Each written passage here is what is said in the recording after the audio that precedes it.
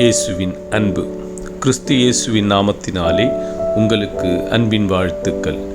ஆதியாகமம் 27ஆம் அதிகாரம் 8ஆம் வசனம் இப்படி சொல்லுகிறது, ஆகையால் என் மகனே, என் சொல்லை கேட்டு நான் உனக்கு கற்பித்தபடியெல்லாம் செய் என்று வேதத்திலே ஈசாக்கு தன் மூத்த மகனாகிய ஏசாவிடத்திலே அவனை ஆசீர்வதிக்கும்படியாய் சொல்லுகிறார். நான் கற்பித்தபடி நீ செய் என்று.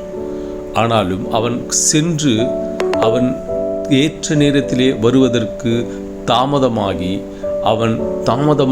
அஜாக்கிரதையாய் இருந்தபடியினாலே அந்த ஆசீர்வாதம் அவனுடைய தம்பியாகிய யாக்கோபுக்கு போய் சேருகிறது.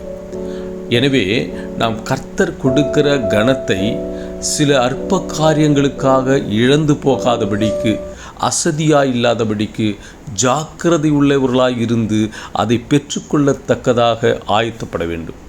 எனவே நம் கர்த்தர் நம்மை ஆசீர்வதிக்கும்படியாகவும் பெற்றோர்கள் நம்மை ஆசீர்வதிக்கும்படியாகவும் எப்பொழுதும் ஜாக்கிரதை உள்ளவர்களாய் ஆயத்தத்தோடு இருக்கும் பொழுது கர்த்தர் உன்னை உயர்த்தி ஆசீர்வதிப்பார். ஆமென்.